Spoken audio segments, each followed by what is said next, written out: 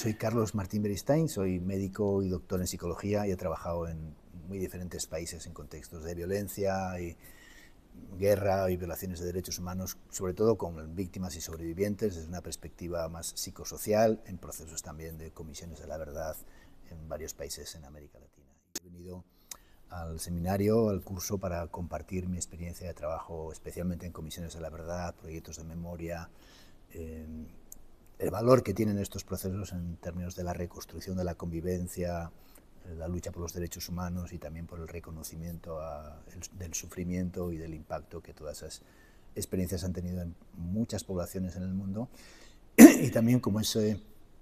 trabajo psicosocial y de memoria puede ser una herramienta de reconstrucción frente al enorme impacto que las violaciones de derechos humanos han tenido y siguen teniendo en el día de hoy.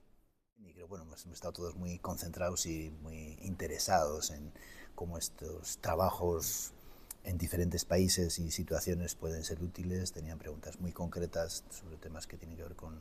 la memoria, el acompañamiento a las víctimas, la construcción de la verdad también, ¿no?, como una herramienta, por una parte histórica, pero también una herramienta de sanación de las comunidades afectadas y los países afectados y obviamente las víctimas. Colombia está tratando de salir de una guerra de más de 50 años, ¿no?, en un contexto en el que yo fui parte de la Comisión de la Verdad de Colombia, fui comisionado de esa comisión, aunque si lo miramos con una perspectiva, a esta comisión le tocó trabajar en un contexto en el que la guerra seguía, ¿no? Es la única comisión que ha trabajado en un contexto en el que la guerra no se había terminado. Nos tocó trabajar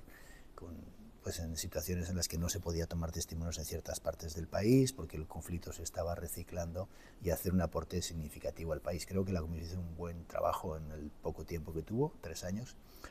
y que dejó un buen informe con un análisis sobre todo de una cosa que han hecho pocas veces las comisiones de la verdad, que es un análisis no solamente de los casos y determinar la verdad sobre los casos, sino también de los factores de persistencia del conflicto, que es lo que ha hecho posible que el conflicto permanezca durante tantos años en Colombia, y cuáles son los factores que hay que cambiar, que tienen que ver con el modelo de seguridad,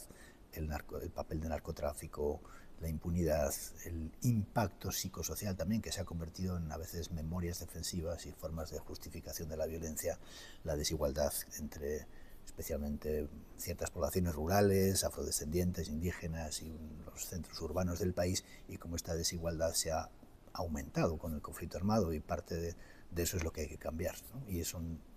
cambios estructurales que tienen que darse en el país, no es solamente la firma de un acuerdo de paz, sino cambios estructurales para hacer que esa violencia no vuelva. Estamos viviendo un tiempo muy incierto y a la vez en el que los grandes poderes del mundo quieren imponer su poder por la fuerza de las armas, ¿no?, y quieren reconfigurar las formas de poder y de convivencia en el mundo en función de su capacidad de coacción, la amenaza y el miedo. Y hay un intento incluso de cuestionar conquistas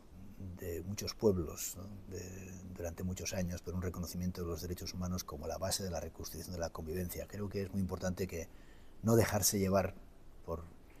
esa impotencia que todos terminamos aprendiendo de que no se puede nada que hacer. La lucha por los derechos humanos ha sido una conquista de la humanidad y es la base para reconstruir cualquier proceso y para evitar cualquier guerra, ¿no? La imposición de condiciones